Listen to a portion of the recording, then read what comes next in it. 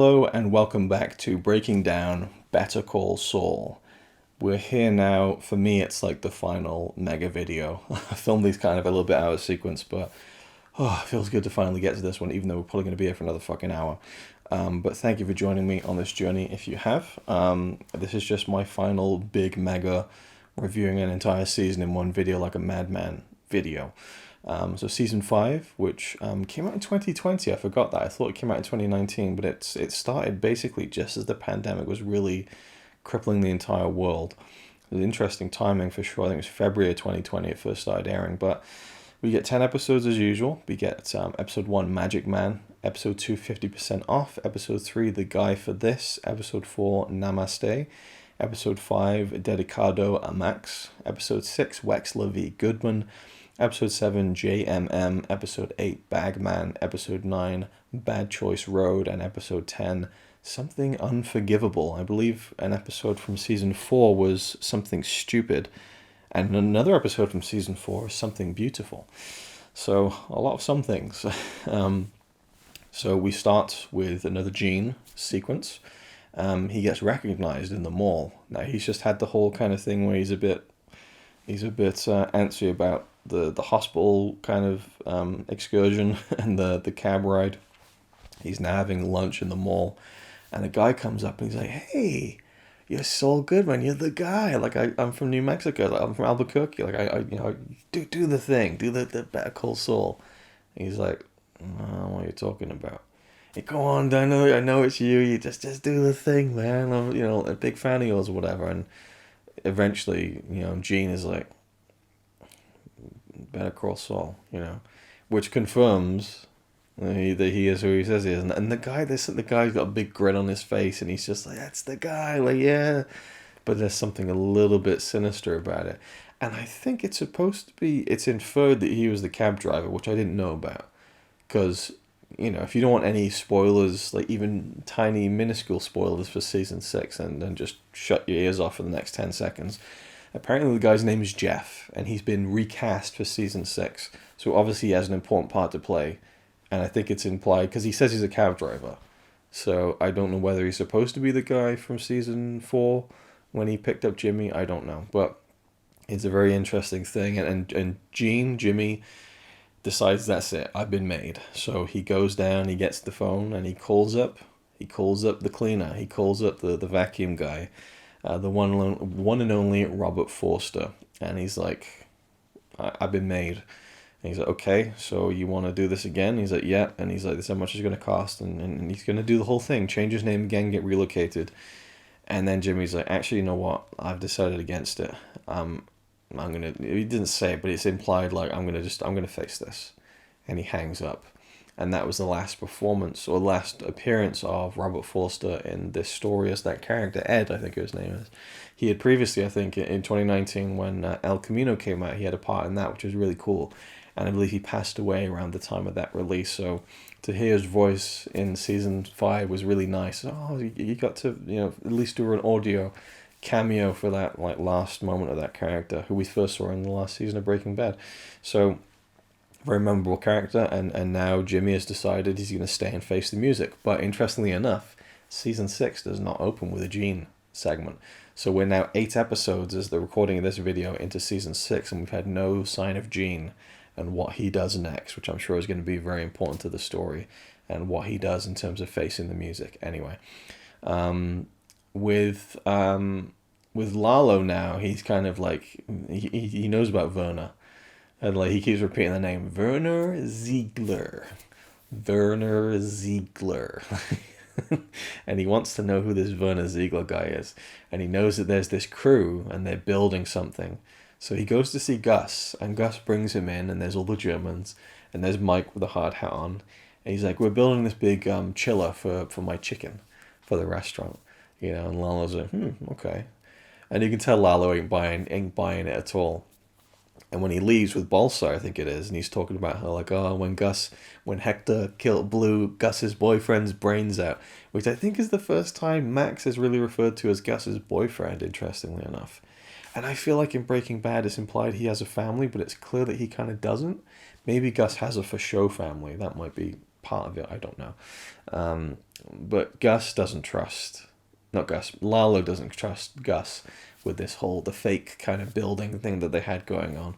And now Magic Man, the title of the episode, is kind of referring to Saul. So Saul Goodman's first kind of like, his first business move is to set up a marquee where he used to sell the drop phones. He's got Huel there as the heavy, and he's like, we're selling these drop phones, and wait, I'm not even sure if they are selling the phones still. I think they are, but he's also selling his legal expertise and kind of consultations and stuff, and 50% off, which I think comes into play.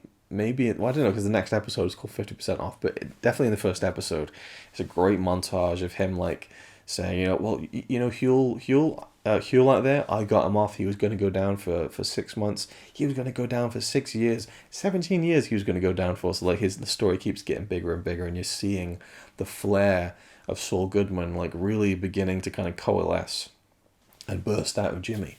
And he's just nailing it. He's getting client after client, and he's appealing to these criminals, and he's finding his niche, and he's carving it out into a beautiful masterpiece. Like he really is. He's figuring things out. And then he sees Kim in the courthouse, and she has this client. It's this young guy who's not taking the deal that she's offering him. He's like, well, let's take it to trial. And she's like, you won't win at trial. You got this young partner here, and you got a child on the way. You're going to go to jail, so that's the best thing to do is take this deal, go to jail for however long it was, 5 months, 6 months. And he's like, I can't do jail time. And she's like, you're going to do it either way. You push it to trial. There's no way we're winning this thing. And he's like, well, we'll take it to trial. So she sees Jimmy, and they get talking, and she tells him of her predicament. He's like, well, you just do this. And Jimmy's like talking about how she can get the guy to how she can convince him. And Kim's like, I'm not lying to a client. Like, she draws the line there. Even though she's been rolling around in the dirt with Jimmy, like Jimmy said, she's like, I'm not going to lie to a client. And he's like, well, yeah, but you just do that. She's like, no. And he's kind of like, okay, fine, all right, whatever. And he leaves. And then she realizes that it's the only way it's going to work. So she does it anyway. And it works. And she kind of scares the guy into taking the deal anyway. Gus, at this point, he needs Lalo intel. So he wants Nacho to kind of bring him information about what Lalo is up to. But Nacho's like, the guy doesn't trust me, I can tell. Then you make him earn your trust, So Nacho finds an opportunity. There's a whole thing with this house, and where the Salamanca drug business is running from, or one of the places that they're running from. Lalo goes to inspect it, and he's like, oh, okay, and he's like tasting it and stuff. He's like, well, these are good, the rest are shit, like we need to sort this out. So Lalo's really kind of asserting himself at this point in time, but the place gets busted. So Lalo and Nacho and a few other people, they pull up outside, and they're kind of like in the distance watching, and they're like, well, they're gonna the DEA, or I think it's the feds, they've turned up.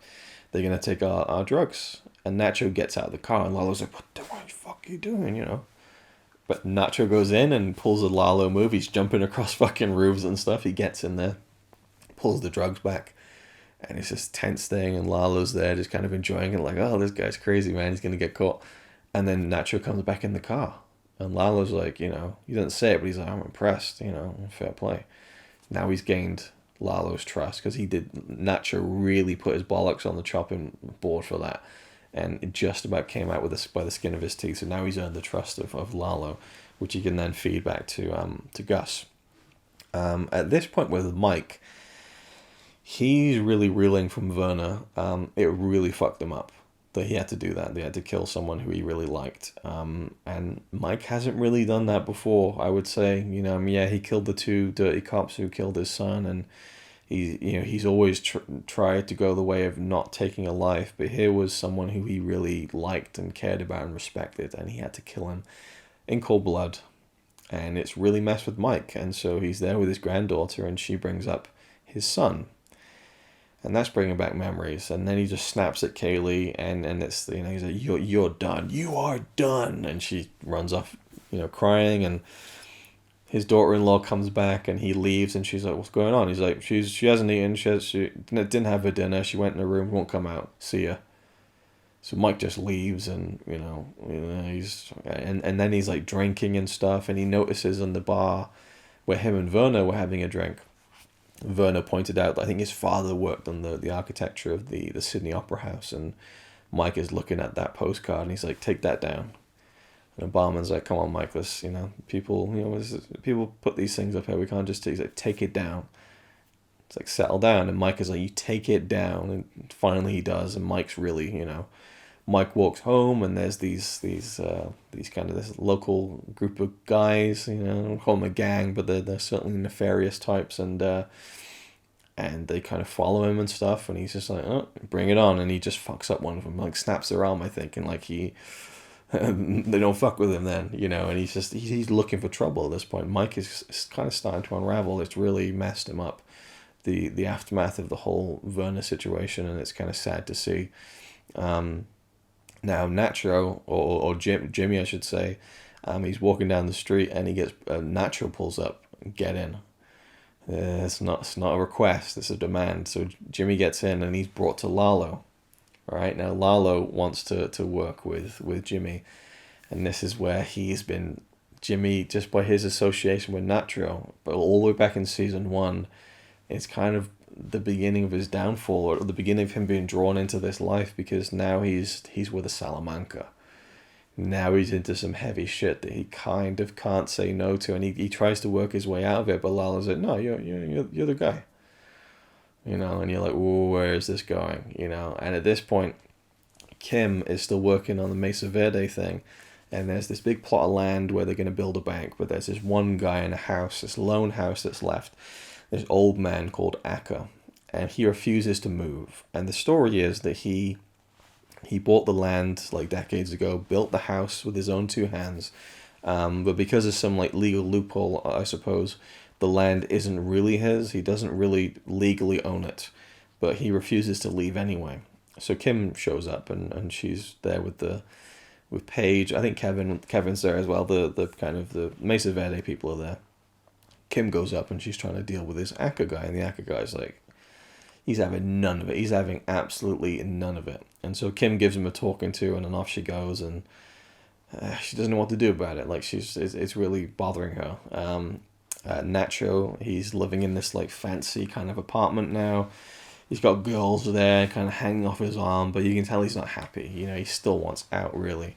And his father shows up, and he's kind of like, trying to get the girls to clean up a little bit, but his father comes in. He's very polite to the women, and he sits down, and Nacho's father says to him, like, "Oh, so the guy that they knew, he came to me and tried to buy the family business, and he offered way more than it was worth." And Nacho's like, "Wow, are you going to take it?" He's like, "It was you, wasn't it? You made him try to buy me out. You want to get me out of here, right? Because of the life that you're in now." And his father's like, "I don't run, and he really lays down the law. Like, his father is like, he's got the morals of a saint, and he sticks to him. And it's a really rough spot for Nacho, because he wants his dad to just get out, basically. And he's got like these little fake IDs for him and his dad. They're Canadian and stuff, but his dad's never going to go for it, and it's really sad, because Nacho's life at this point is really miserable. Really, he's just kind of he's putting his life on the line for these things that. He's caught between Lalo and Gus, and there's no way out. It's a really, the Nacho story is a really sad one ultimately, especially by the time you get to that character's end. But there's a moment with Kim and with Akka. It's really interesting with Kim in this season, where she's trying to kind of find the best solution for this Akka guy to kind of to be paid off or whatever, but he's like, "No, I'm not. No one's paying me off. This is my house. I built it. It's my land." And she's like, "It's not your land." So she lays down the law with him. She tries not to take his shit, but he throws it back. Or he's like, "You're all soulless. Like you're all just after money. There's no kind of respect and all that kind of stuff." And so she goes back to his house late at night, and she knocks on the door, and she's like, "I'd like to kind of try this again." And she says, "Look, when I was a kid, like, I had nothing. We moved all the time, and I understand why you value your home, and that's something I never really had, you know. So I get it. I understand. I want to try and help you. And she shows him these properties that she's found, and she's like, this could be good for you, you know. And she's making a proactive effort to help him out. And he's looking at them, and you think he might be turned around to the idea, and he's like, you people really say anything, won't you? And he shuts the door in her face. And that really rattles her. And that's when you're wondering the first time you see it, like, was she putting that on? Was she doing the Jimmy play? Was she kind of making up a sob story? But it's really rattled her, but also it kind of it renews her sense of like, I need to sort this out, you know. So she brings in Jimmy, and she brings in Jimmy to basically play the distraction game, and he pulls all the tricks in the book to stop the construction crew from starting to dig up the fucking house. Jimmy's like, oh no, this is like ancient and in Indian kind of artifacts and stuff, and it's a heritage site and all that stuff. And he's working with Akka, and like they kind of crush up all this. I forget what it is. He's with Akka at night, and they're crushing up all this stuff, and he kind of it's the Great Escape style thing where they walk out and they're being surveyed at night even to figure out what's going on, because now Jimmy, as Saul Goodman, he's kind of like defending Akka or whatever. And they both go out, and they kind of just, you know, pull up their trousers, and a little bit of this kind of substance falls out on the ground outside the house. The next morning, they're like, oh, there's radiation here. So there's brilliant like Jimmy / Saul stuff going on there. And around this time, Howard bumps into Jimmy in the courthouse, and I think it's a courthouse. There's a few different places he bumps into Jimmy, and he offers Jimmy a job at HHM. He's like, look, I always wanted to hire you. Like, it was wrong of me to hold you down and stuff, and you'd be a real asset to the team and stuff. You know, I always liked you. Remember Charlie Hustle? You know, like, I would really like you to just think about it. So Jimmy's like, okay, I'll think about it. And from that point on, Jimmy starts terrorizing Howard. You know, we see the whole sequence of him in this kind of, we call like a pawn shop. And he's like looking for different things and feeling the weight, and he gets these bowling balls. Yeah, I'll take 3 of the bowling balls. And now he's outside Howard's house just launching the fucking bowling balls and just smashing up Howard's car. And it's like, what's going on? You know, and then Howard's having a meeting with Clifford Maine. And then these prostitutes turn up, and they're like, Howie, and all this stuff. And just completely humiliating him perfectly. Well, they did humiliate him perfectly, but the word I was looking for was humiliated him publicly. But I guess it is technically correct that they did humiliate him perfectly in public. And Jimmy's outside like, man, I'm good. Because Jimmy was in the courthouse, and he sees these 2 prostitutes. I think he just defended them in some case, and they're like, hey, do you want do you want us to give you a little bit of something, you know, just as a thank you? He's like, nah, I'm okay. He's like, well, actually, you could do something for me, you know. How much is your hourly rate? You know?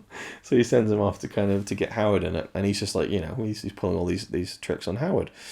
Now Mike is now really pushing it, and I forget if this might be the time when he got drunk and asked the barman to take down the Sydney Opera House postcard. But either way, Mike runs afoul of these young thugs again, and this time they're kind of ready for him, and he gets into a scuffle, and he's fighting him. He's taking a few of them out, you know, he's Mike, but then they stab him. And they beat the fuck out of him, and then he wakes up next episode, and he's now like, looks like he's in Mexico somewhere. He's on this ranch in the middle of nowhere, and he's been treated for his stab wound and stuff, and he's like, well, where am I? And the woman speaks Spanish or whatever, and he's just like, right, I'm leaving. Gets his shirt on, and he starts walking, and beautiful cinematography as he's leaving the place, and he sits down, and the heat is getting to him. The blood is kind of pooling where his shirt is, and then eventually the doctor turns up, Gus's doctor, and he's like, man, you've really messed up my fine work there, haven't you? Brings him back to the ranch and kind of stitches him up, and he's like, look, you're free to leave. You can go this way, you won't be stopped, and that's where you can get it, but you need to rest. He's like, why has he got me here? Gus has got me here, right? There's a really funny moment where like he's trying to use his phone, but it's dead. So like he gets all this different bits of junk, and he's like trying to make a battery and stuff. And then like the maid comes up, and she's like, she's got a charger. Mike's like, oh, thanks.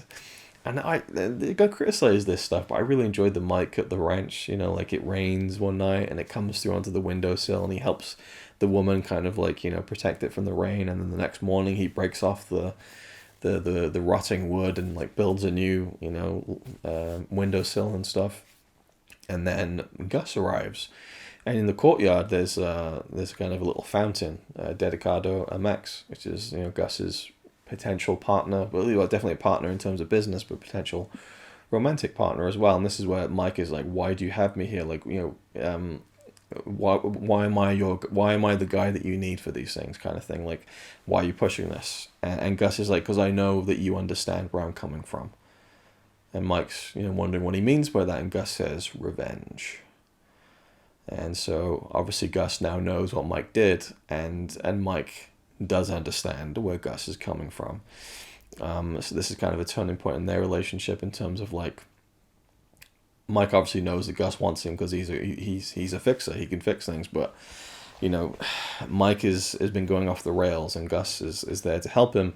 And I forget, there's like Mike's like, "Oh, this is supposed to make you look good, this ranch," and Gus is like, "No, this is a tribute, I think, or I don't know. It's a, I forget the word he uses. Basically, it's nice the way he words it in terms of a dedication, a tribute.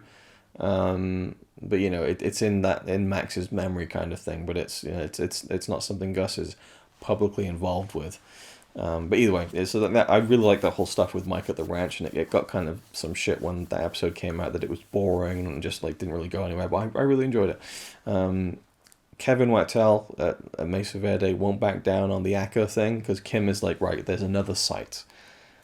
We can move the site, it won't change anything with the timeline of getting this new bank set up and running and stuff. Previously, yes, that site was apparently not good with the water, but it's all been sorted out, and this is the right way to go." But Kevin Wattel's like, "Nah, I'm not letting this Acker guy push me off. Like, we're gonna go ahead." So Kim's just trying to find something, and so Kim with Jimmy, they hire I don't know if the character's name, but he's the guy who plays Trevor in GTA 5. He was briefly in the first season of Better Call Saul when Mike fucked him up. So he turns up, and they hire him to find some dirt on Kevin. They're like, "Let's go after Kevin Wattel." So he breaks into Kevin's like house and tries to find some dirt, and he meets them in Jimmy's office, and he's like, "There's nothing. This guy's clean." And Jimmy's like, "There must be something you're missing. Like, no one's clean. Like, what are you talking about?" And then, you haven't done your job properly. And then he goes through all the things that he did and all the pictures he took, and all right, fine, whatever. So the guy leaves, and Kim's pouring through all the photos, and then she's looking through the photos of Kevin's office, I think. And then she just looks up at Jimmy and smiles. It's one of the best shots of the whole season, I think. Just the way she looks and smiles, it's like, Kim found something. So next episode, Wexler v. Goodman. They're gonna pull the scam. Now, we actually opened episode 6 with a flashback for Kim. She has just finished, I guess, a recital maybe with she has some instrument with her, and she's waiting outside. It's cold, and her mother turns up. Music's blaring, cars kind of swerving a little bit, and young Kim, she's just like, "Have you been drinking?" She's like, "Oh, I had one. It's fine." And she's like, "I'll walk home." "Come on, Kim, just get in the car." And she's like, "No, I'm not getting in. You've been drinking." And they get into an argument and stuff, and eventually her mother leaves, and she's shouting at her and stuff. And that's when you realize that Kim did have a really bad childhood, and that what she was saying to Acker was probably true. And that's why it really bothered her personally, that even when she did bare her soul, she was still just seen as this suit. She was still just seen as a lawyer and someone who didn't really have a soul, basically. And that really gets to Kim, I think. So, but she's determined to kind of now go after Kevin as opposed to going after Acker. And so they got this plan. But the problem is, because, what's happening is Saul Goodman is defending Acker, and Kim is, working for Kevin Wattel. And Kim's boss, Schweikert, he's figured out what's going on here, and he says to Kim, well, he's in a meeting with Kim, and he kind of I think he brings it up, and it's kind of, it lingers in the air, but he leaves it, and Kim's like, "Well, say what you want to say," and he's like, I some things are best not said out loud, like some things you just leave. let him lie. And Schweikart's like, you don't want to go there. And Kim's like, no, I want to go there. And Schweikart's like, okay, well, it's pretty obvious to see what's going on here. The whole thing with Acker and Kevin Wattel, and, you're trying to move the bank to another location. When Acker won't budge, suddenly something comes up, and it's Jimmy, your partner, who you live with, correct? And he's like, you don't think I see what's going on here? And it's not, it's not above board. So Kim is now suddenly like, okay, Jimmy, abort. Like, Schweikart, he knows something's up. We can't go through with this plan. Whatever they had planned, we don't find out. And she's like, we're not doing it. And Jimmy's like, well, it's the perfect play. Like, no. So, Kim's like, abort. And then Jimmy shows up. And he has prepared quite a docket for the meeting with Kevin Wattel is there, Paige is there from Mesa Verde, Kim is there, and of course Rich Schweikart and Wexler v. Goodman. Jimmy / Saul, he goes hard after Kevin Wattel, and he's made this advert, and we see him kind of gathering all the kind of actors together to film this advert that's going to be slandering Mesa Verde. That's when Kim turns up and's like, we have to abort this. And Jimmy's like, why call these people? He's so excited about it. He loves the schemes. But he shows up anyway, and he plays the video anyway, and they're just like, this is like this libel. You can't run this. And Jimmy's like, we're already gonna run it. Like it's already done. And then they're like, oh well, I guess he doesn't really technically say Mesa Verde by name, but it's inferred. And there's all these like testimonies of people like the makeup woman from the film crew. She's like scratching, like, I went to a Mesa Verde bank and I got all this, like, just the most ridiculous, like, outlandish stuff that just slanders the company. Kevin Wattel's like furious about this, and then Jimmy's like, that's not all. He's like, do you recognize this? And Kim's like, don't go there. And he brings up this picture, this photograph of a cowboy like on a horse in profile. And Kevin's like, yeah, I know that photo. And Kim's like, don't say anything, Kevin. And Kevin's like, yeah, that photo's been hanging up in my dad's office. And she's like, no, like, you just admitted to knowing what the photo is. And Jimmy's like, well, this is actually a photograph that was taken by a Native American photographer who you didn't get the appropriate copyright approval from, and you've been profiting off this image as your company's logo for many, many years. And this woman who owns the intellectual property and the copyright of this image has not been compensated. This is the angle that Kim found, and they found the actual woman who's still alive, like 93 years old or something. And Kim is just incensed that Jimmy pulled the play anyway without her knowing, and she is furious. And Kevin's like, he goes off to meet Jimmy in the car park, and he's like, what's it going to take? What's it going to take? And Jimmy's like, well, you're going to need this, you're going to need that, and then it's all going to go away. So in the end, Kevin's like, he hates Jimmy, he hates Saul Goodman, and but he settles, and the whole thing gets kind of cleared up, and Jimmy kind of rescinds the commercial and the copyright kind of thing, because again, Jimmy's like, you have to put a sheet over all those big horse statues you have in every bank you got, because you don't own the copyright to the image. So it's an amazing sequence that rolls out. And then when Kim gets back, Jimmy's like, oh, that was great, wasn't it? And she's just like, I can't believe you did that. She is absolutely livid with him. And he's like, well, no, that's the only way it could work, because that fury that you showed at me, that was real. You can't fake that. And now you're free of any, they don't suspect you because I pulled that on you for real. And she's like, you played me. You played me. And she can't let that go. And it's this big blow up, this big scene that they make. And then, it's almost like almost a bad moment in the show, because at first I was like, huh? And she's like, this is it. This can't go on any longer. Either we break things off now, and we go our separate ways, or we get married. And I'm just like, huh? But in the next episode, you kind of find out that what she means by that is not that, like, we get married because I love you. No, it's, or we get married because then and it's like a legal thing where, because two people are married, they have this confidentiality thing where they can't implicate each other, I think, something to do with that. So she's talking in legal terms. If anything like this happens again, So that's a really interesting twist, the way it all explodes, and then her solution is marriage. Now, I don't know when it is. I wish I had noted it down.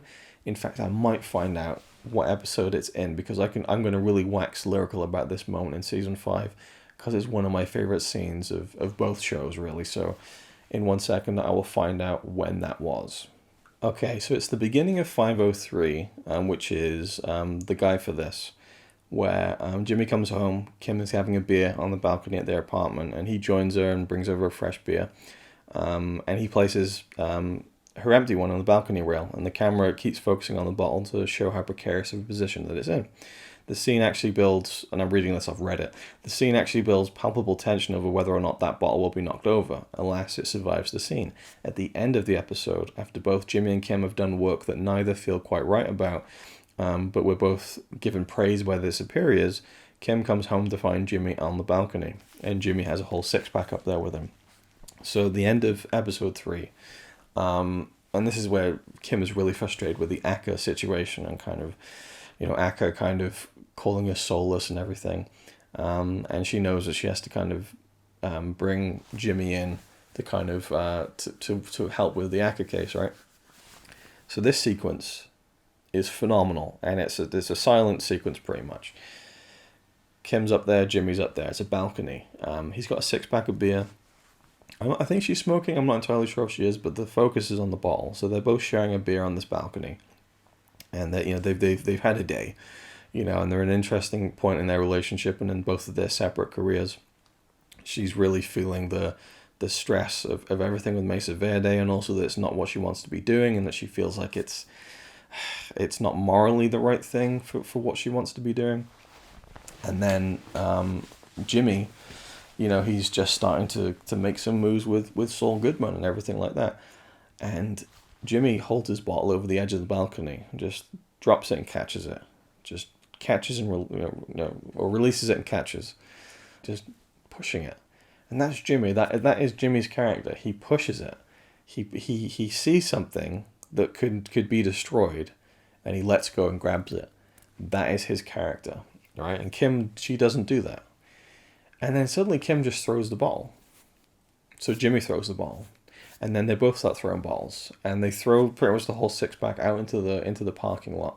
And then the lights turn on, and the opposite block, and they start laughing and they run away, and it's the end of the episode, right? But it is such a perfect encapsulant. It's a perfect encapsulation. I'll leave that in for free, of their relationship. For me, and this is how I read it, and I listened to the behind the scenes podcast of this episode, hoping they'd mention it. That they didn't really mention it.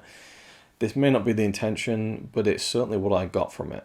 For me, this is showing, and you might think, oh, what a wanker Luke is reading this far into just a simple scene. But I mean, it's there for a reason, right? And there's definitely a meaning behind it, but the meaning that I glean from it is that they're so wrong for each other, they're so right for each other, they bring out the best in each other, they bring out the worst in each other, they're stronger together, but they're going to be destroyed when they're together, they would be better off apart.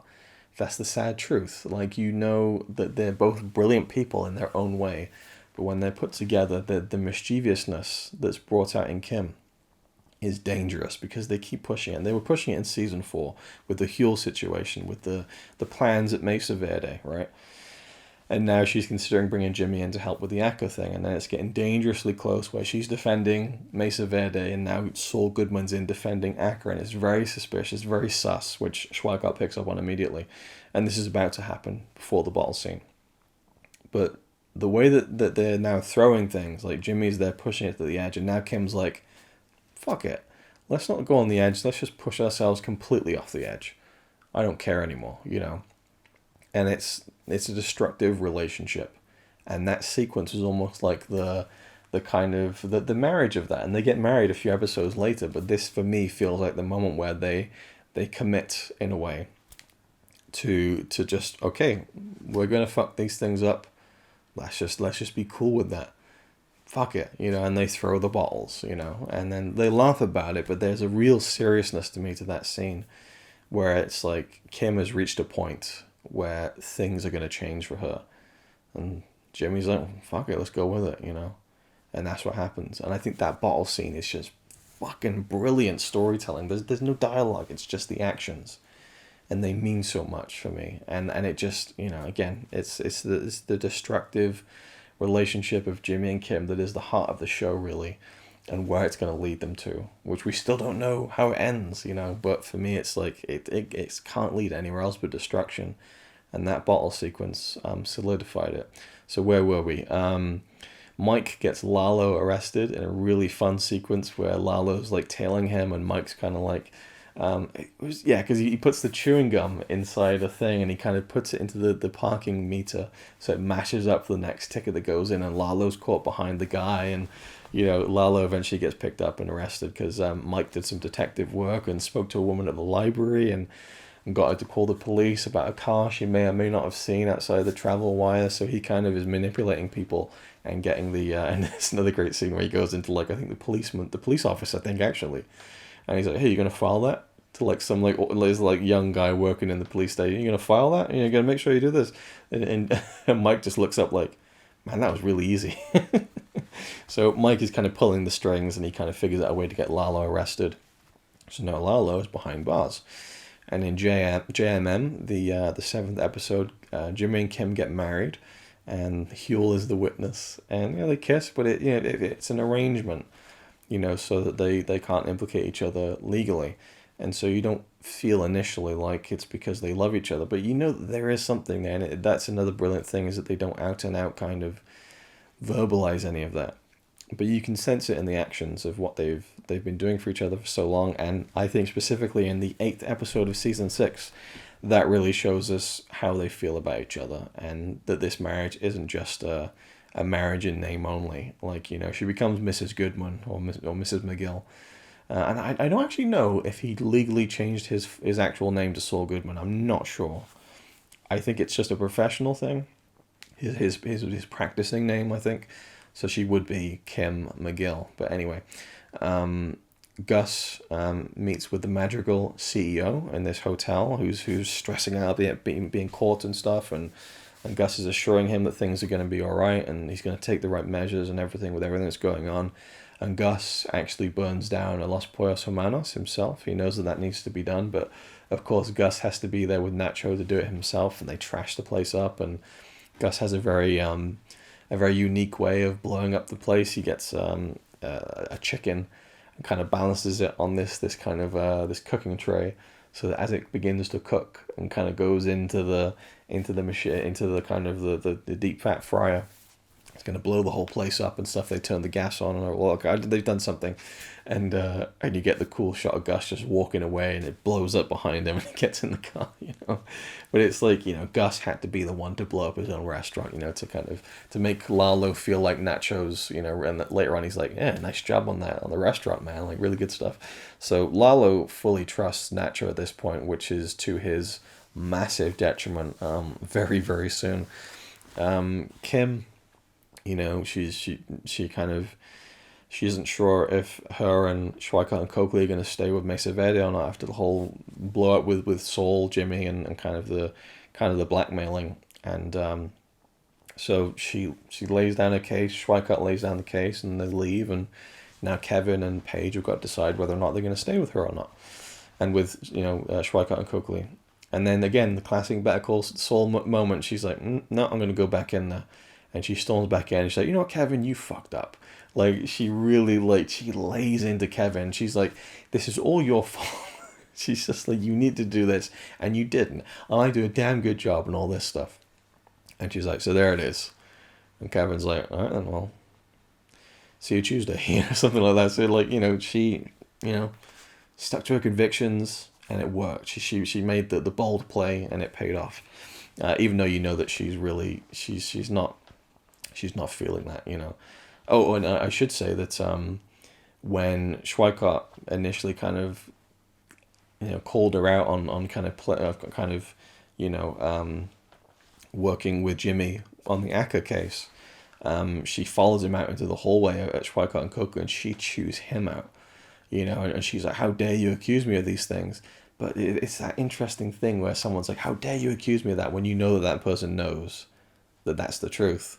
And she's obviously trying to make it feel real or not, but to make it feel real, whether it is or not. But and then she kind of apologizes for that later, and Schweikart's like, never in front of the troops. You can chew me out, you can give me shit and stuff, whether it's necessary or not, but never in front of the troops. Now we're gonna walk out there, and we're gonna be, we're gonna show that we're cool. So I like the whole interaction with her and Schweikart quite a bit, but she certainly has a decision to make, which she does very shortly in the show. Lalo has been given a $7 million bail, which is, who's gonna actually pay that in cash? It's one of those kind of things where they just, it's not gonna happen. And that's the interesting thing, is that Jimmy has been roped into being Lalo's lawyer because you're the guy. And when he kind of works his magic, there's a great scene with Lalo where Jimmy's like, he does the favor for Lalo, and he works it out and stuff, and it's when Domingo, Crazy 8, gets picked up. So now he's inside, and Lalo's like, you got to get a message to my guy, and so Jimmy does the thing, and he speaks to Domingo. Oh, and I didn't even note it down in my notes, but we get Hank and Gomez. There's a couple of episodes, and it feels a little bit arbitrary, like they just bring him in for the sake of it, and their storyline isn't really a massive one. But we got to see Hank again, and that was really cool. I enjoyed that, and I actually completely forgot about it when I rewatched the season 5. Oh, Hank and Gomi, and they got their typical banter going on, and they're in the show for a couple of episodes, and it's nothing major, but they meet Jimmy for the first time, so that was really cool, and it did feel like, again, Breaking Bad is encroaching upon the story and stuff.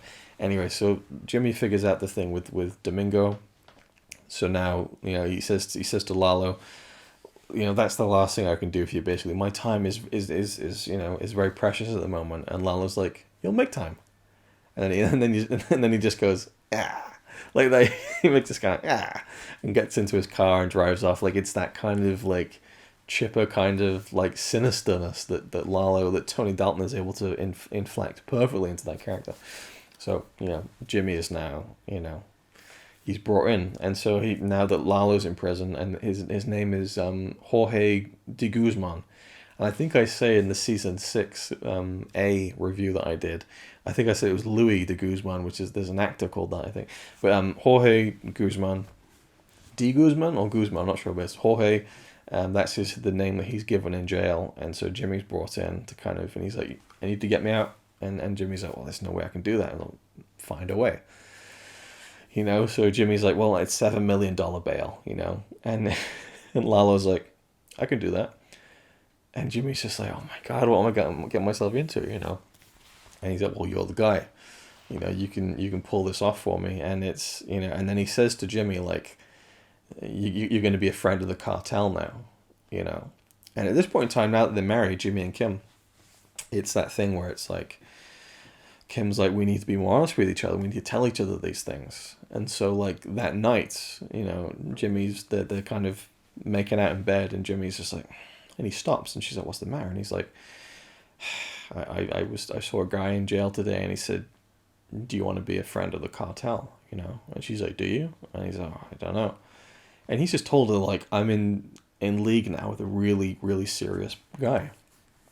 And then they continue having sex. So Kim isn't even that fazed by this, but it's he's being more honest with Kim, which is definitely a first. And there's a really, really explosive scene where Jimmy bumps into Howard in the courthouse, and Howard's like, hey, have you thought any more about the offer to join HHM? And Jimmy's like, yeah, whatever. And Howard's like, look, I get it, like, you're not interested in stuff. And then Jimmy just turns around and he's like, what, you think I want to come work for you? You killed my brother. And you're like, oh my God. And he just rattles off against Howard. And there's like spit flying everywhere almost. He's absolutely venomous against Howard. And Howard just leaves. And Jimmy's like, fireball should be shooting out my ass. Like, he's like, I am God. Like, he's just like lost the plot. And this is where you realize that I think Jimmy feels like Howard killed Chuck. Like, and deep down he doesn't really feel that. Like, but at the same time, it's like part of him does. And that's really, really sad, and kind of rough for Howard, and how much Howard felt guilty about it. And but anyway, that's a very key moment there where he lambasts Howard. Episode 8, Bagman. My notes read, just fucking epic.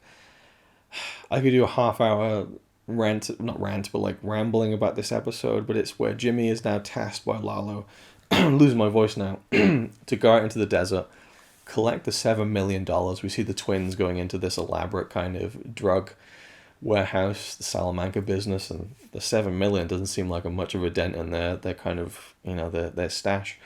They put it in these 2 bags. They meet Jimmy in the middle of the desert, and Jimmy tells Kim about this, and she's like, "You can't do this." So it's fine. It's just simple. It'd be fine. So he goes out into the desert, gets the 2 bags of cash. The twins are not talkative at all, as you would imagine. He gets them in the back of his car, and he drives down. He's going down a winding road. He's kind of singing along to himself. He's like, "Well, I got away with that. This is pretty easy." And then all these cars show up on this bend in the road, and they take the money, and they're about to kill him. And then suddenly a gunshot rings out, and one of the guys' heads pops, and then suddenly it's a big fight. And who have we seen with a sniper many times in the show? It's Mike. So Mike was tracking Jimmy and figured out what was going on and just wipes out all these guys. I mean, it is an intense sequence, and Jimmy's never experienced anything like this before, and he's like really riled by it, as you can imagine. It's massive. Yeah, it's an incredible sequence, and they go through all the motions, and like there's the big action scene and everything, and Mike turns up and kills the last guy, but there's one guy left who leaves in a pickup truck. So they get in the car and they're driving along, and then the car breaks down. So now they've got to dump the car into a little ditch and carry the $7 million through the desert. And the whole episode, well, most of the episode is them, Jimmy hauling this money, and Mike there with the sniper, and they got no food, they got no water, and Jimmy's kind of his kind of thermos mug that Kim had bought for him, world's second best lawyer, has got a gun, a bullet hole went through it. He puts that in the bag, he brings it along and stuff, and it's a great episode. It's just a great episode where these two characters kind of like interact, and they're trying to survive, and it's a really dire situation and stuff. This was a Vince Gilligan directed episode. Jimmy has peed into a bottle, and that's kind of like his last resort to kind of get any kind of liquid and stuff. And they camp out, and Jimmy's there with he's not there. Well, he's there kind of huddled against a rock. And Mike pulls out a space blanket, and he's like, "I've got another one of these. Do you want it?" And Jimmy's like, "No, I'm okay." Because that reminds him of Chuck, and he doesn't, that's a really interesting point there. And you got no phone signal, And so Mike is there, and, he's trying to soldier through and stuff, but it's really tricky. And the other guy is out there still, like, roaming around the desert for them. And they're near breaking point. And finally, they see that the guy's going to be coming back down the road. And Jimmy's like, "That's it, I'm done. I'm done with this." Well, before that, actually, he gives up. He lies down. He's like, "That's it, I'm done. I can't do this anymore." And Mike gives him that come to Jesus meeting. He's like, "What gets you up and what gets you going is why you're doing this. You want to know why I do this? I've got people I need to provide for." And this is the first time Mike's really talked about his family to anyone, I think. And then he's like, "So you've got someone that you care about. That's your motivation. That's why you get up. That's why you keep going." But Jimmy's just like, I'm done with this, and he goes off into the middle of the road, and he waits there for the guy in the pickup truck. And Mike sets up the sniper rifle, and he shoots the car, and the car rolls, and it's an incredible effect, because they've put Bob Odenkirk in the frame and the car's rolling behind him. Obviously they didn't do that, but it looks completely legitimate. Not only that, but the car crash was done for real. There's a behind the scenes video of it where the guy just fucking, I mean, you think they'd automate it maybe and just kind of flip the guy in there is driving it, flips it over, it rolls many times. It's an incredible action moment, and the guy's dead. And and Mike goes in to get the water, I think, and it's leaking. So it's like, oh my god, But they make it. They finally make it, and it's just a great episode seeing those two together on an adventure kind of. And I'm gonna try and get a little bit of water now, because I'm almost near the end of this video. My voice is going. So that's what happens when you film so many of these in a row. But hopefully I can soldier through just just to finish this last little bit of season 5. Now, at some point during all this, Kim is worried about Jimmy because he hasn't come home, because he's out in the desert for a day or two. So she goes into the prison and she meets with Lalo. And she even tells him, I'm his wife. And he's like, really? He sent his wife? Like, Lalo's really like, now he knows too much, I think. But he's like, nah, he's going to be fine. He's like a cockroach. He's a cucaracha or something like that. He feels like Jimmy's pretty resilient. And he's like, no, he's probably still out there. Don't worry about it, And there's these moments where he says, right, I'm leaving. And it's, I've forgotten the ins and outs of the scene. It's a very well performed and written scene because there's a lot going on there. But at the end of it, Lalo leaves and he kind of like puts his hands out like that so that he can get his handcuffs on. But the framing of it, he's above Kim like that with his arms out, and it's like this kind of like harbinger of death. And it led many people to think that he was gonna kill Kim at some point. So Jimmy and Mike, they're out of the desert. And they're sunburned, and it's been a rough ride for them, but they got the money. Jimmy turns up at the law office, and he's like, 7 million big ones. So that they spend hours counting it and stuff, but it goes through, and he's able to get Lalo out. And so Lalo comes out, and he says to Jimmy, like, so what happened? And Jimmy's like, broke down, and he's like, well, why didn't you just hitch a ride? He's like, well, there's no way I'm going to do it. Jimmy's like, there's no way I was going to do that with 7 million in cash, so I just went north and tried to find my way to a gas station and just to call someone to pick me up because I was trying to protect the money. And Lalo's like, okay, all right, well, but you can tell he doesn't quite buy it. And one thing that I thought was incredible is when Jimmy, I think it's when he's at the gas station, but at some point he calls Kim and she picks up the phone and she's like, hello, and he's like, I'm okay. And she bursts into tears. She breaks down crying. An amazing performance from Ray Seahorn, and another kind of insight into how much she really does love Jimmy. She was like terrified that something bad had happened to him, and she's so relieved and emotional when she finds out that he's okay. When Jimmy finally comes back to Kim, he lies to her. He doesn't tell her about the gang that showed up and try to intercept the money basically. And these were people who I don't think were they weren't Gus's men. They were just like a third party kind of cartel group or something. Which I think Mike brings up at a later point with Gus. He noticed one of their tattoos and stuff, so that kind of like clears that up. But Jimmy doesn't tell her about the group. He just says that he broke down and that he found his way out of the desert and stuff, and it was a long haul. And he even says, like, I gave up at one point. I thought I was going to die, But then she goes through the bag and she finds the thermos that she gave to him all those years ago. Well, all those seasons ago, might not have been years. And she sees the bullet hole. She doesn't say anything, but she saw it. And Jimmy's getting like PTSD about this. He even says to Mike, like, how long is this going to last? And Mike's like, well, it's different for everyone. And Jimmy's like, I can't believe of all the people on this planet, and you're the only person I can talk to this shit about. He's like, you're no help to me. So Jimmy's just like, he doesn't know what to do with himself. Lalo has Nacho drive him. He's gonna go back to Mexico.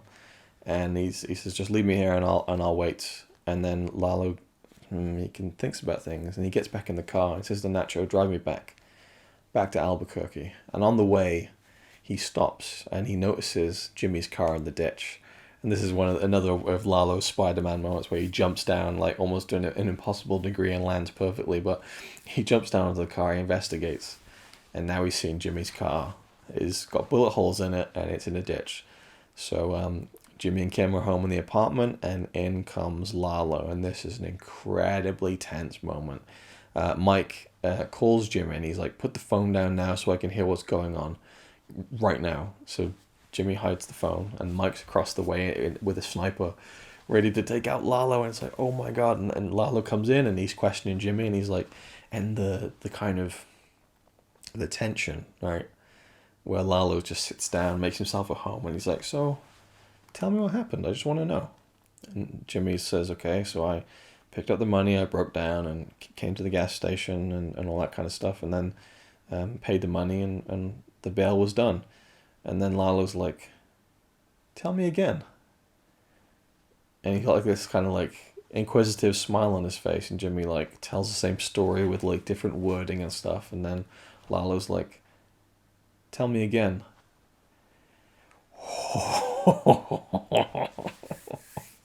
And Jimmy's like, I don't know what you quite want here and stuff. And then Lalo's like, he's saying, well, you say this, but I found your car and there's bullet holes in it, all this kind of stuff. And this is where Kim, who's kind of terrified, Kim just like out of nowhere, like she just gives Lalo the talking to of a lifetime. And she's like, really? Is that all you're coming out with? Is that the only thing that's kind of that's that's the only discrepancy you can find in this story? You don't think a car that's broken down in the middle of a desert hasn't been shot up by a bunch of kids and pushed into a ditch? Like that's the only thing. And she's calling him a fool basically. I said, do you have any idea what this guy went through to bring you your money? All the things that he has done, he's never complained about and all this stuff. And she just gives him this talking to. And as a viewer, you're like, do you know who you're talking to, Kim? This guy is a psychopath. And he just takes it on the chin and he leaves. Mike's there with the sniper. I think he even says to Jimmy afterwards, like, oh, your wife really saved your neck there. Lalo gets in the car, says to Nacho, take him back to Mexico. We're done here. Kim did it. Kim Jimmy'd the situation, but now they're kind of terrified about Lalo coming back. So episode 10, Nacho and Lalo, they go to Mexico. They meet Don Eladio, and they've laid out an elaborate spread for him, like a nice flashy sports car with money in the boots in the front boot of the car, and he's like, showmanship. And this is where Lalo's saying to Nacho, like, we're going to introduce you to Don Eladio, and you just got to kind of say the right thing, and hopefully he'll like you and stuff. And so Don Eladio meets with Nacho, and Nacho is trying to like lay down the law of what he's going to do, running the business, the drug business, and Eladio's like toying with him a little bit, but Nacho passes the test, and so he did good. And then he goes back with Lalo to Lalo's kind of little like mansion estate. It's kind of a quaint mansion, but it's pretty well protected, and it's kind of the very famous GIF when the SUV rolls up. I think it's an SUV, and one of Lalo's men is there with a gun, kind of guarding the entrance, and he comes up to it, and the the window comes down, and Lalo's just like this big grin on his face, and the guy just starts laughing, gets in the car, starts firing off the machine gun as they're driving into the estate and stuff. And Lalo's got all these people here, and he's just like, he's my cook, and here's all this stuff, and he's like, come on, Nacho, don't be shy, and he brings him in and into the family kind of thing, But Nacho is there for a reason, because there's a hit out on Lalo fight by Gus, he's a very experienced hitman, and they want Nacho to open the back door for them. So Nacho is there, kind of like terrified at this point in time about what he's got to do. Meanwhile, Kim and Jimmy, they're just, they're not sure what's going to happen with Lalo. They know that he's a very dangerous man, and so they go to a hotel. Kim at this point in time leaves Schweikert and Coakley, which decides to leave, which Rich Schweikert is very surprised by, and then she meets Howard. Kim meets Howard in the courthouse, and he pulls her aside, and he's like, I just want you to know that I offered Jimmy a job in HHM. I bet he didn't tell you about that, did he? And then suddenly bowling balls are getting thrown into my car, destroying my property. Someone could have got really hurt. Then prostitutes turn up when I'm having a meeting with Cliff Main. Jimmy is doing all of these things. He's unhinged. Like, he needs some help, and, I thought you should know. And Kim's like, is that it? Or that was it? That was all you needed to tell me? And she's like laughing at him, like, that's it, And Howard's like, well, and she blows him off or whatever. And then she's in the hotel with Jimmy, and they're kind of like hiding out, not knowing what to do about the Lalo situation, and kind of scared. And Kim tells Jimmy about what Howard did, and she's like, God, Howard's so full. It's all about him. He makes it all about himself, doesn't he? And she's like, he needs to be taken down a peg or two. We need to like, and Kim starts kind of all these like outrageous things they should do to Howard to hurt him, and Jimmy's like kind of joking along and stuff. Then they're in bed, and the sheets are over their head, and she's like, we could do it. We could really ruin Howard. And Jimmy's like, well, he's a bit reluctant about it, but Kim's really like, well, we could really like just destroy his career kind of thing. And Jimmy's like, wow, we don't, he's reluctant again. But Kim keeps pushing it. But then it's one of those things where the things that she was initially saying was so like out there that it feels like that she's surely joking, right? But I think it's then, maybe it's the next morning where they get up and then she's like, well, we do this thing. And he's like, well, you really want to do that? And then she turns around and she just goes like that. And Jimmy's there kind of like, there's this like euphoric look on his face, almost like, oh my God, like she's my dream woman now. Like she is me. She's up for doing these things, like fully and completely, like destroying someone. And then he realizes what that really means. And it looks like to me that Jimmy realizes, oh no, I've made her like me. Like at first it's like, oh my God, I've made her like me. Oh, she's like me now. Oh, that is just phenomenal storytelling. Just it's just so good. And like, oh wow, she's Breaking Bad, right? And she's got this plan to take down Howard, and she's like, well, maybe not like destroy his career, but like ruin him enough that you can get the Sandpiper case settled, and then you can get that money and all that kind of stuff, and so it's just like now, and then again it's like, well, this is helping people, because if we get the Sandpiper case settled, if you ruin Howard's reputation enough, then they'll have to settle with Sandpiper, with Schweikert and Coakley, and then the money goes to the older people sooner than because they're not going to be around forever. So it's kind of like they're kind of using this moral thing to justify ruining Howard's career, which is vital to season 6. And I'd forgotten that, and I talk about that in my season 6 review, that I wish I'd rewatched this episode before starting season 6, because I really forgot why they were going after Howard with such ferocity. But the finale of episode 10, after we leave Jimmy and Kim in that really strange situation, and I'm not sure, I don't know if it was the beginning of season 6 or it was the end of season 5 when Mike kind of tells them that Lalo's not going to be an issue anymore. I think it's then because I think Jimmy, he pushes Mike to like tell him what's going on. Mike's like, I'm not telling him. Like Jimmy's like, I need to know. I have her, like and Mike's like, look, okay, Lalo's going to be dealt with. You don't need to worry about him anymore. So by the time they're plotting about Howard, they're relaxed now, and even Kim's like, that's great, because I think they go to work that day, then they go to the hotel, but it's so by the end of the episode they feel safe about Lalo, for what it's worth. And then at the very end we have the big shootout at Lalo's estate, and Nacho's there and he's having a drink with Lalo outside, and Nacho's laying the trap, but he needs to get Lalo out of the garden, so he burns some stuff in the kitchen. Lalo goes running in, and Nacho opens the door, and there are the hitmen waiting. They go in, and it's an incredible sequence where Lalo is just taking these guys out. He takes the pan off of the cooker, he burns this guy's face, grabs one of their guns. Like all of his people have been killed. He's got like an escape tunnel through the bathroom where the bath lifts up, and he goes inside, and he lures them out, and then he goes back inside again, and he's doing all this stuff, and he kills them all. And then finally there's one guy who's just about breathing, and he gets the walkie-talkie and he says, you tell them you've killed me. And he holds it there, and he's like, yeah, it's done, he's dead. Lalo's dead, the job is done. And then he drops the walkie-talkie, and then he leaves the estate, and he knows that Nacho's betrayed him. And he's walking towards the camera, his feet are kind of crunching on the gravel. And then like the sound comes in like thunder, and then the footsteps are like woof, woof, and it cuts to black. And he looks pissed, and it's an amazing like, oh. And then we had to wait 2 years because of COVID to find out what happened next. But what an ending to the season. I think it's season 5 is a great one.